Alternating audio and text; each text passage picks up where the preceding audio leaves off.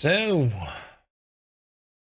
30 minutes 15. We did 4 rounds of 100% today. 1 DRS, 2 new world records. Can we get the triple world record evening tonight? Maybe. I'm not sure. If we do get the triple today, I think tomorrow I'm just gonna do like 1, maybe 2 runs of 100%, and then I will maybe continue with Metal Gear 2 speedruns instead. Because I think I'll be ready for Sunday. I don't need to over practice. But let's first get there. So this is Metal Gear MSX on PS2 PAL, 100% category. And I think this game is much quieter again, so I have to boost it a little bit more. It's a shame the PS2 and PC version are so much different in loudness. But hey, at least I got my X button again back in order to skip codecs. And oh boy, I can tell the game is much faster, so PS2 PAL is definitely a different beast. Oh lord. After having played NTSC and PC all evening until now, PS2 PAL is like hyperspeed. It's like 150% through the fire and the flames. It's gonna take a few seconds to adjust to.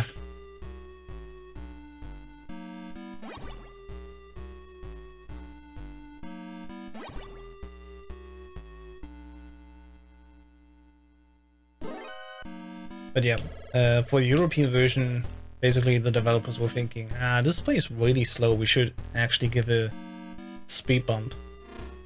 And this is why we're here, this is why PS2 PAL is basically the most favorite version for MGX. It's one of those rare cases where for a speedrun the PAL version actually is favored. It's the same with Metal Gear 2, people rather play Metal Gear 2 on PS2 PAL just because of that speed increase. For MGX1, everything is 11% faster in movement speed, so including bullets, the dogs, the guards, and of course ourselves. And if I understand correctly, MG2 only Snake is considerably faster than anything else. All the other guards I think are still slower. And yeah, just for comparison, last time we did this, we finished at 151 the segment on NTSC, so on PS2 PAL we are already 10 seconds faster in just 1 second.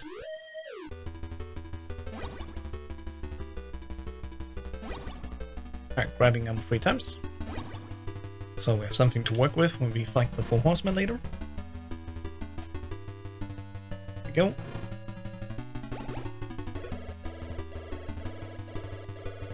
Just casually strolling through the gas room here. 100% we need to grab everything. We need to grab every item, every weapon, all 24 POWs. We need to call all codec once, and we need to fight all bosses, all minor and all major bosses. Nice, 3 guards already killed, 1 more and we're done with the floor-wide alert. Every time when the security camera sees us, it gives us a floor-wide alert.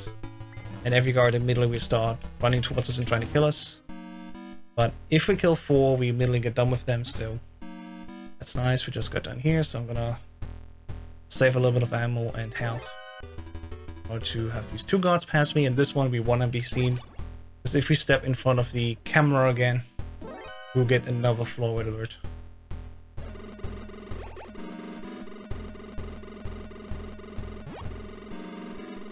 Oh, this is insanely good health.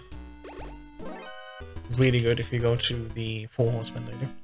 Which we need to kill all. The 4 horsemen hold an item as well, which we want to grab. That is the silencer for our weapons. They also hold a room with the grenade launcher, for which we don't need to kill them, but for the silencer we need to. So this is the only category where we're actually going to fight the 4 horsemen.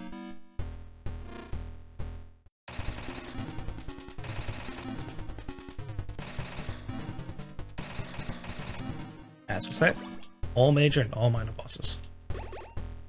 Just got the silencer, so now if you kill a guard with the pistol or machine gun, we don't get a floor-wide alert.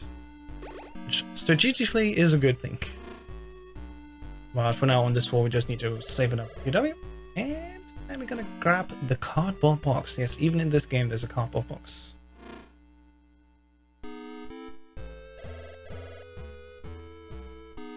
So let's see, we go over here. Gosh, this is so much faster. I cannot describe it for anyone who has not seen the difference. Having played for almost 2 hours now, the NTSC version, playing PS2 PAL now is insanely fast. Right, the good thing is now, we have saved 4 POWs. The next one is number 5, and every 5 POWs we get a class upgrade. With every class upgrade we can hold more rations, more ammo, and we also have more health.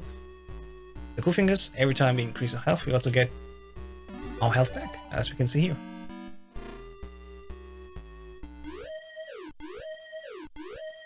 So we're gonna grab here quickly the submachine gun. We need to kill a lot of bosses with. And we're gonna grab the other POW of this floor.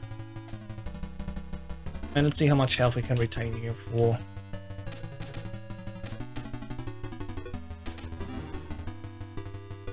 Uh, 23, that's like average. I'm gonna spam a few inputs here in order to keep the codex short. Sometimes if you spam inputs, codex can just show one icon and then they move on. On the PC version we don't have a choice, we have to mash every single dialogue. This is a little bit annoying. On PS2 thankfully we can just hold down a button to skip. And only some of these are really useful. Alright, we're gonna grab our stuff here and we got rid of our transmitter. Oops. I'm gonna grab the level 2 card so we can enter this room, get the level 3 card and get 5 times ammo boxes, which we need in order to have enough ammunition for our grenade launcher. With which we're gonna take down 2 bosses. One major one and one minor.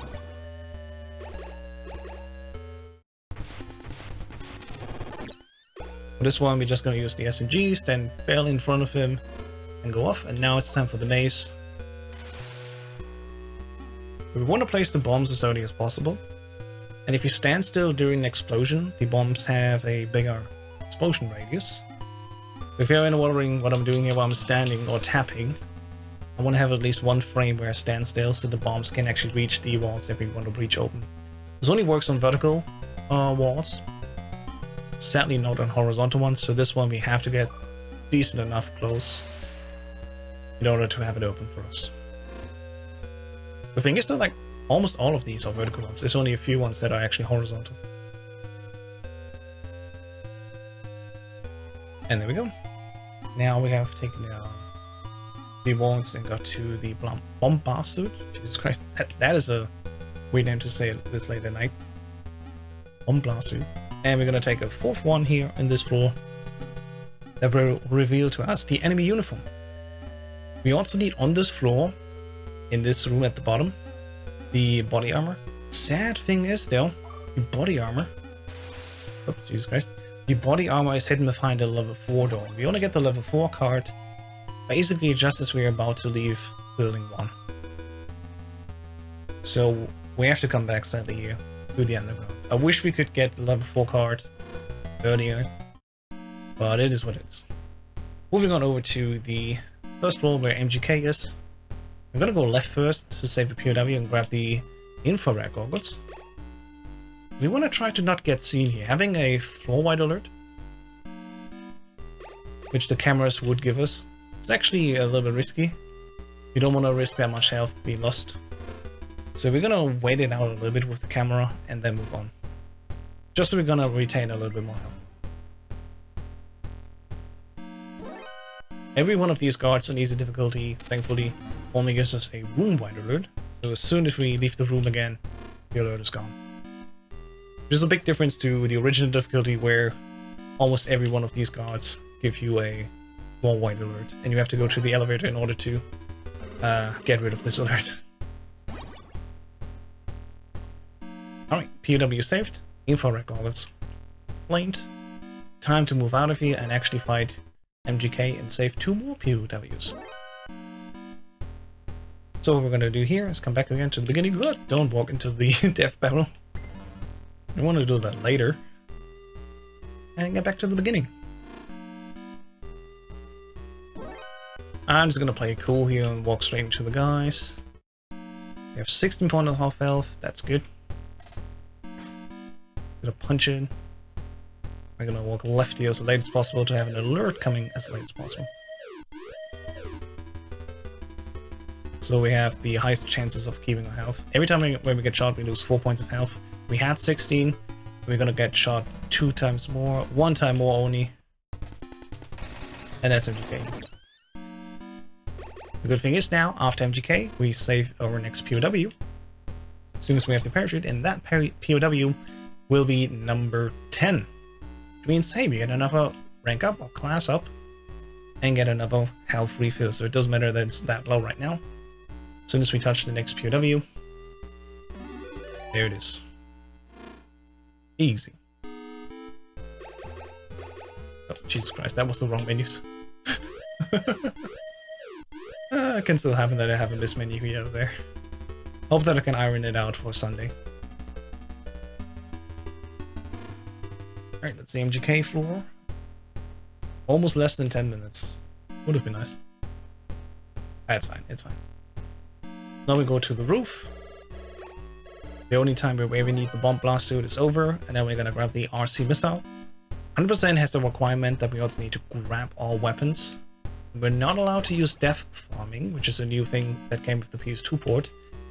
Where death farming is if you die 5 times on a checkpoint, the game gives you automatically 4 weapons, ammo for all weapons that you have, and 4 rations according to your class, which a class 12 would be, I think, 12. But as I said, we're not allowed to do that. We have to get these weapons on the natural way, in quotes, where we want to grab the weapons basically from these tables. Only then our grabbing our weapon requirement is fulfilled. The good thing is, as we leave building 1, there's only 1 more weapon that we can actually get. And this weapon is hidden behind a secret mechanic. Alright, so we just grabbed your W, we're gonna go here, I gotta go to the level 3 card, we're gonna get a nasty alert here. It usually doesn't hurt us too much, but this one does. This guy turns on the electric floor panel, steals a lot of health from us here, which is why it's important that after MGK we heal up again. And then,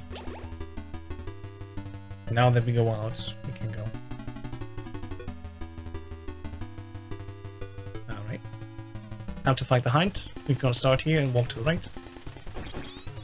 And just shoot him 20 times with the grenade launcher. That's one of the 2 bosses that we fight with the grenade launcher. After the 20th shot has landed, we can just go. I have put on the parachute already, so there we go. Just drop it down here. Fun fact, this is a cutscene. These red, stones, they are... This whole scene is part of a cutscene, it's not part of an actual map. We're gonna go here to this truck, get the level 4 card, and now we can go down to the underground and also get the body armor. Before that though, we have to save one last POW in building 1, which is right behind this door. And we also need to grab mines, which is the final weapon that we need of this building. We're gonna use the mines in order to actually fight the tank. The tank is the only boss, which is an actual boss, not a mini boss, with mines. This is the only way we can defeat the tank. So we go over here. Before we leave building 1, as I said, going down 1 time to the body armor. And then once we leave, hopefully, we can fight the tank in 1 cycle, 2 damage traces, and we're good to go. Hey, thanks for the good luck. Trying to get a world record here, so let's see how it goes.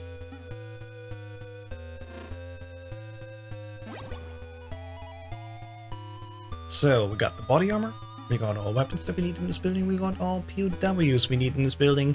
I think it's time to move on. We're going to go to the desert between building 1 and 2, and we're going to fight the tank. Just gotta get into the elevator, up 1 floor, and then go left. First right, then left now. And what I like to do is I want to open the door, and then before we leave, just in case we die at the tank can be annoying. I'm gonna put on my stuff. So wish me luck. This is the one thing that can go wrong. I might die at the tank. Hopefully I don't. So let's see what happens.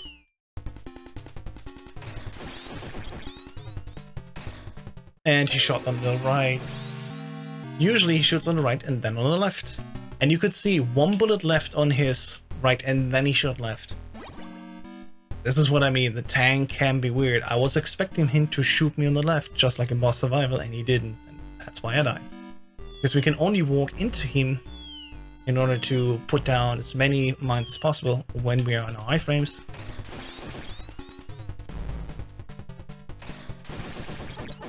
There we go. Not ideal, but this is much better. So sadly we died once. This might be over for world record. Gotta call a few people. Because 100% means also calling every codec that we need to call.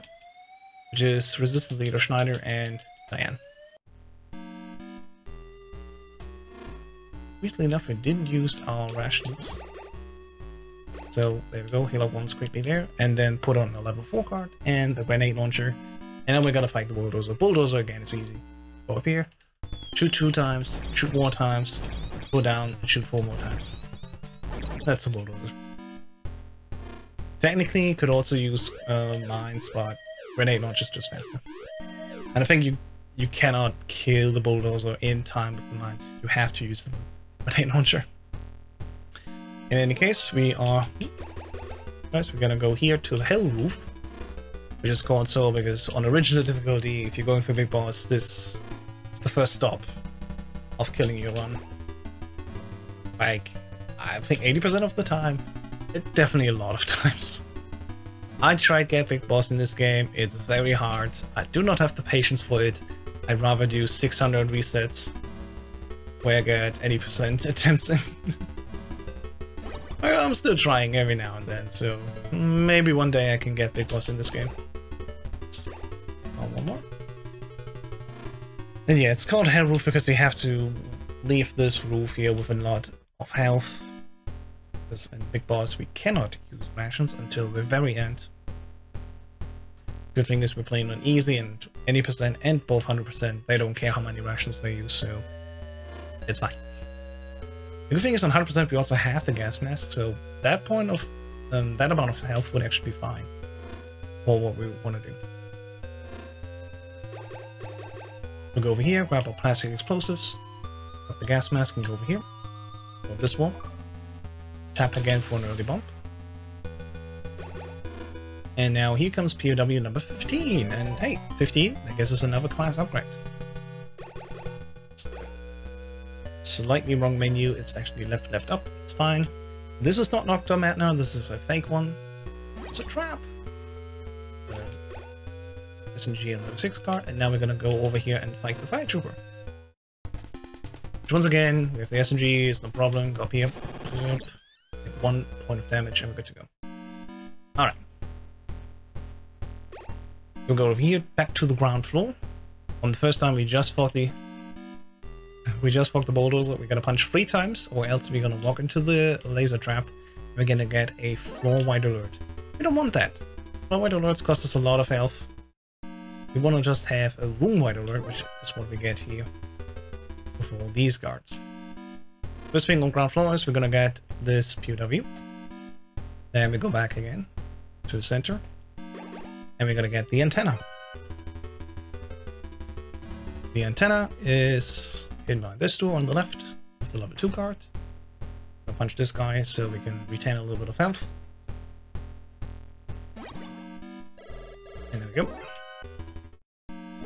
And now we're gonna get the flashlight, which is the final item that we need on this floor. And I see we actually have 2 rations, so that's not bad. That means we can get to the first floor of building 2 rations ideally. So we got every item here on the ground floor, and we got the flashlight, which means we can now go to the underground of building 2 to building 1. That means we can actually save Alan, which is our next task. Saving Alan is technically just fulfilling the POW requirement, but it also, of course, inherently is, saving the girl. And we have to save Alan before we meet Dr. Matna, because Dr. Matna only really counts for the 100% requirement if he talks to us. So 100% means saving Alan first and then Dr. Matna. Alright, here we go. Here.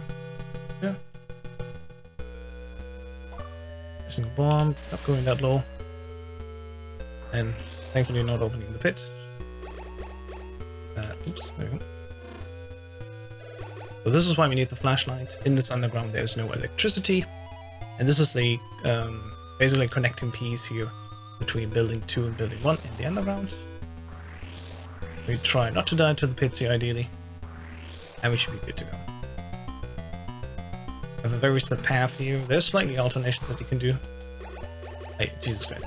Up, up, right. There we go. Gotta ignore the knocks. Prepare the level 6 card, and then we're gonna save Alan in this room. Use a level 6 card here. Gonna call us once. Don't fall into the split. And if you do it fast enough, she can only call us once. It can happen that she calls us twice, and of course every time where this text box loads in, we lose time. So ideally we do it quickly, so we only get called from her once. Which we did. Last time saved.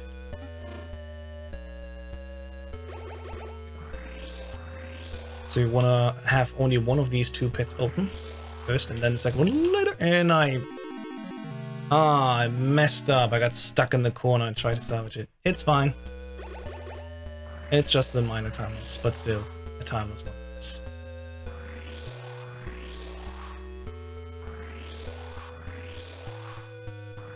Sadly, because we died, our codec now will be set to 120.00, not 120.33. So that means we're gonna scroll a little bit longer until we get to Jennifer's coding frequency later. Other than that, yeah, unfortunate that I died, but it's actually a relatively minor time loss. Is it enough to kill this world record attempt? I do not know, because I don't have the splits anymore from this old attempt. I think PS2 PAL world record was done when I did not have the auto splitter yet, so it's a way different segment system and stuff, and it's very annoying.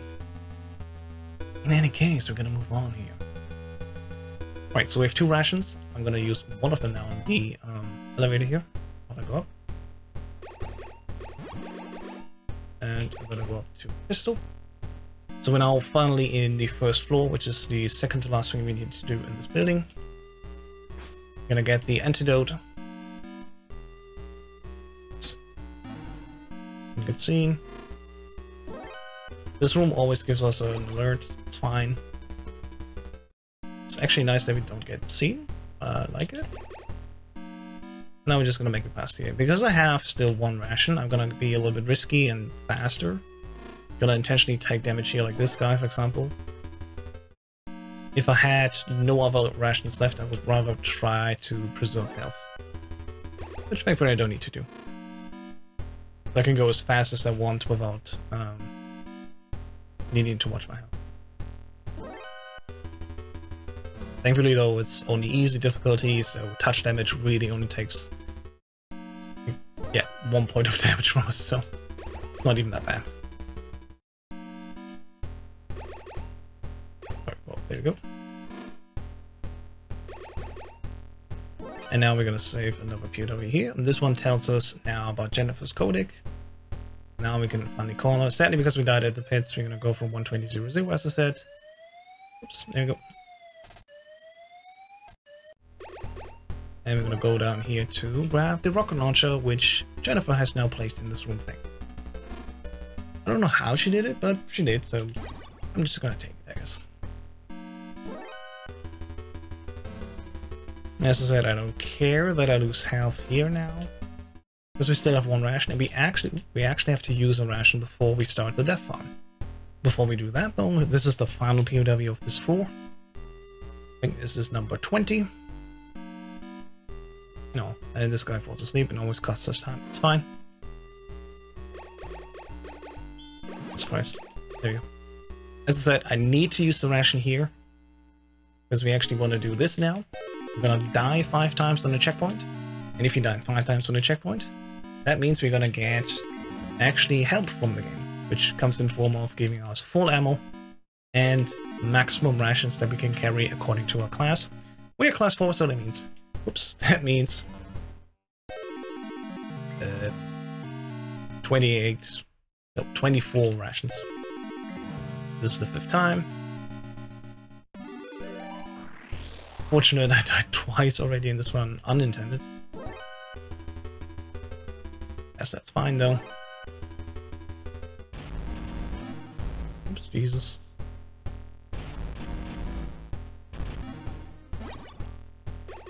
There we go.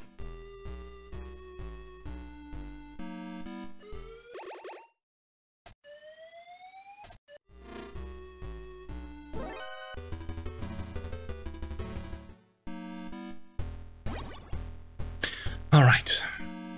It's time to leave. We got the level 7 card, we got the compass that we need in order to cross the desert between building 2 and 3. So now there's only one last thing that we need to do. We need to leave building 2 and go to building 3. Not via the desert, go by water.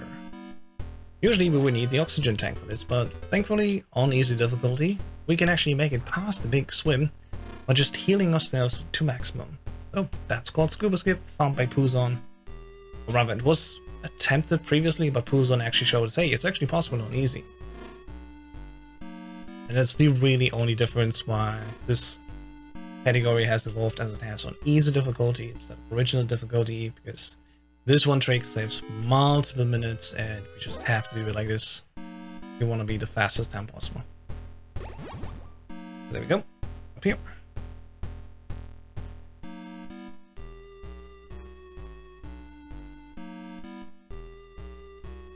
As I said, we heal ourselves to a maximum of 48 points, and on easy difficulty we lose 46 points by doing the swim, which was enough, so we make it past it without needing the oxygen tank. Right, there we go, we killed Dirty Duck, we got the level 8 card, and now we can actually save the 3 POWs here at the end. The bottom one actually is Jennifer's brother, and he tells us that at the end we have to take the left ladder, so keep in mind, left ladder at the end of the game.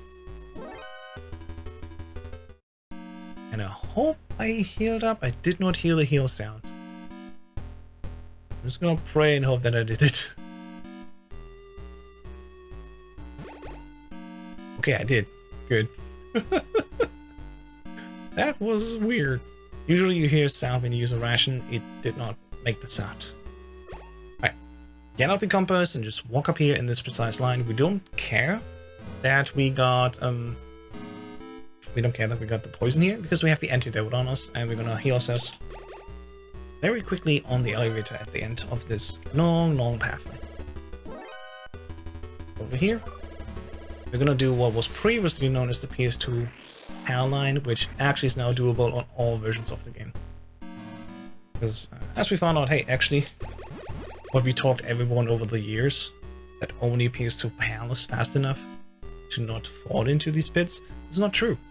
On PC and even on NTSC, despite walking slower speeds than PS2 PAL, the pits also open up slower, so if you do the same line every time, you will never fall into these pits. You can actually save a very big chunk of time. And speaking of time save, here's the last POW that we need to save. There we go, that's 24 in total. And here comes the final item of the game. This is the oxygen tank. As I said, thankfully playing on easy difficulty, this is the final item. It's the most useless item. And we can finally move on here. Going on to the end game. So I'm going to walk over here to the left. Go up, explore this wall.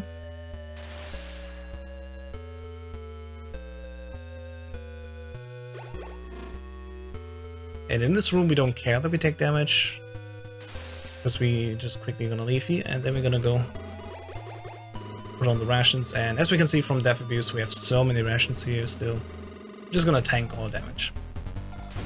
So just like last time, here we go, here's the legs. Right, left, left. And again, right, left. Back to the beginning, right, and left. And the final 4, right, left, right, and fast, right. And there we go, that's it. That's Metal Gear TX55. Only need to kill Big Boss now, and then pick in the left ladder, as I said. Remember left ladder.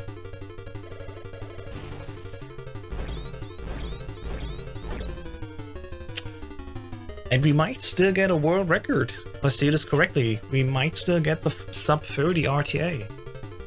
I did not expect it with these 2 deaths, but apparently these deaths are still not enough to take away. So it's 3 world records out of 3. There we go. It's insane. Oh god, we might be actually able to beat 100% in less than 29 minutes? Because I think dying to the tank once already loses us quite a big chunk of time. And the second death, while it was early enough, it still cost us time. So I would reckon at least 30 seconds of time can be saved by just not dying and doing the tank clean. And you know, I can clean up a little bit. I can clean up my menus. My menus on PAL were not that good. I was so used to NTSC. It might be possible. 100% PS2 PAL can actually be done in less than 29 minutes, which is insane.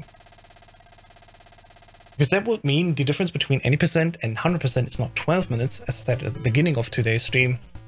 It's 10 minutes. That's quite good. I want to say it's quite good. Hey, 3 out of 3. Let's go. So yeah, I think I'm derusted. I think I'm derusted enough to show this game at GDQ. For the next few days, I will practice PS2 PAL 100% on stream. I will practice that, but I will also mix in maybe some MG2 runs for fun. Because I don't want to over practice. Like, it should be fine if you do like 1 or 2 attempts maybe. Just no resets, and I should be ready. So in case you have not seen it, quickly showing you again. Exclamation mark GDQ. Wow, what's wrong? GDQ, that way around. I'll be at 1 and Done marathon, 1 and Done-a-thon 2 this weekend, August 13th to 14th, on the Games Done Quick Twitch channel. I'm gonna show precisely this. Metal Gear MSX PS2 PAL. And it feels good. I come back after 2 weeks of a break, basically. And I got 3 new world records. Let's go. I mean, I had them before anyway, but every single one of these I improved by... Hey, even this one is 31 seconds improvement. I just see that. Yeah, 31 seconds. 31 seconds for PS2 PAL. 31 seconds for NTSC. And I think slightly more was it on PC. Let's go. Let's go. Alright, let's see the score screen here officially. Thanks to the auto splitter, we already know what we have, but you know, nevertheless. There we go, 28, 34. Alright. 3 workers in a wall, what a beast. I mean, I'm the only one really running 100%, but maybe after this weekend this changes. I would really hope so. I think 100% offers a new angle on MGX, and as someone like me who has, I think, over 600 resets in 80%, 100% is a new, fresh way to play MGX. Slightly different, in many aspects still the same, but different enough that MGX is still interesting. Alright, if you watch this on YouTube, thank you so much for watching. Of course, subscribe if you want to, and if you want to see these speedruns live, follow me on Twitch. I'll see you all soon again. 3 out of 3, let's go.